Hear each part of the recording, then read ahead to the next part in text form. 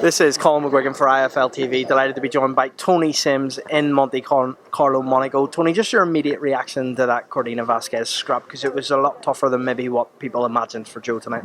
It was, yeah, and Vasquez put up a great fight, and it was his world title shot, and he tried the hardest to win it, but I had Joe winning by a couple of rounds. I felt like when Joe had him at range, he was controlling the fight. I felt like when Vasquez was in tight inside, that's the only chance he was having his success, a bit of success. And I felt like Joe won the fight. And it's like I said to Vasquez afterwards, if you come to win a world title, you got to rip the world title off the champion. You can't just try and nick a world title. And I felt Joe was a good winner. Is it fair to say that tonight was a below par performance from Joe, but you like that because you know what you need to work on, and Joe's had a bad night but still got that win? Yeah. I just think, it's like we were saying before, probably subconsciously it was like, get this fight out of the way, and like obviously his next fight's going to be a massive fight, and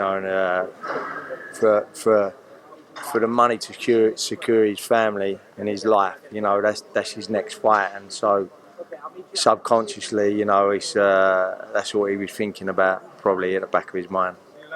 I spoke to Eddie, and he kind of hinted that Ben Davison wasn't too keen on the Joe Cordina fight for Leewood.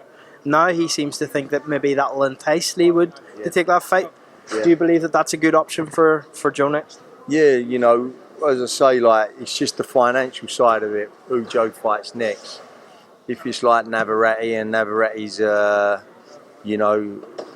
getting more money to fight and unify the titles with Navarrete, or whether it's Leewood, so, wherever the big money is, that's what Joe will go for next. Your stable obviously includes Conor Benn. I spoke to Conor today. I'll maybe bring Charlie in on this one, because Conor said today that he has basically signed the deal to fight on the 27th of January in Cardiff against Chris Eubank Jr. He said it's all but done. Do you echo that? Very close. I mean, Conor Benn, he's so hyped for this fight. He really wants to get in there.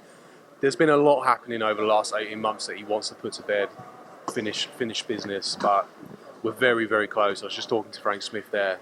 I think, if we can get what we need, this fight can probably get agreed in the next couple of days and announced. I know you won't want to hear this, but Conor said to me tonight on that interview that he would actually fight Chris Eubank for free. He doesn't care about anything. He said, fuck the money, I just want to fight him, anything goes. What do you make of that statement? I mean, yeah, that wouldn't be good advice from me, to be honest, for him. But he's very passionate about this fight. He's very passionate. He wants it. He wants it more than any other fight. During the negotiations, there's been times where we've had to talk about other fights, what else is on the table for him, especially in the 147 division. Barrios coming through the UGAS win recently, Spence and Crawford going to face off again.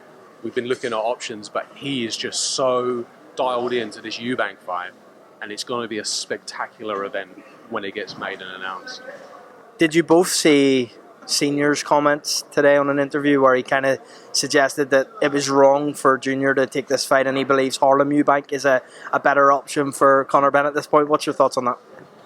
Look, in all due respect to Harlem, he's a good fighter, but unfortunately he just hasn't done enough to get himself a fight with Conor Benn. Chris Eubank Jr.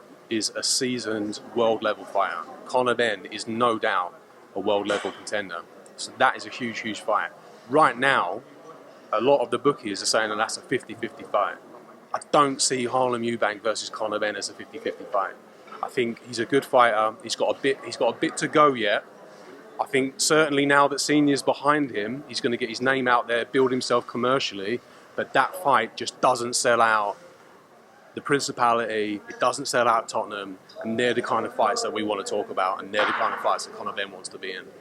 Conor suggested that Harley Benn should fight Harlem Eubank on the undercard, and then maybe possibly down the line he would revisit it. What do you make of that?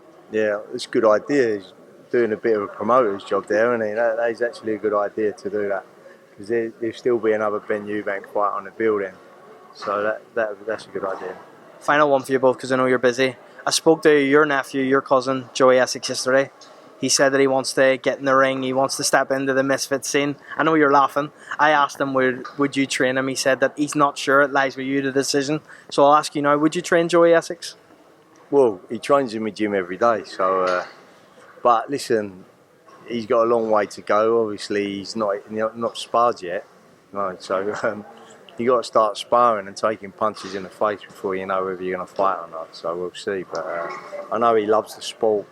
He trains at the gym every day. He loves it. So, and he trains hard actually. So, you know, his next step, he's got to spar. See how he gets on in the sparring. If he comes through that, then he can start talking about fighting in misfits. Charlie, last one from me for you.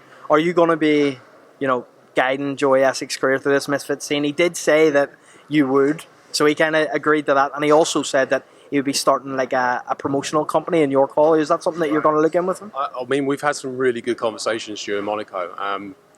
He certainly has the potential to be one of the biggest names certainly in the YouTuber boxing era. So I'd like to see him. The good thing is right now is that Joey Essex is actually getting real boxing advice. He's had real coaching advice. He's in and around these pro fighters that are telling him how to train, how to perform like a pro athlete, and I'll give him the best advice that I can. But if he gets it right, we can certainly see him in big fights with KSI, Tommy Fury, Jake Paul. That's where he wants to go and that's where he wants to be. He's got a bit of work to do, but why not start off in York Hall? Charlie Sims, Tony Sims, thank you very much. Appreciate it. Cheers, thank you.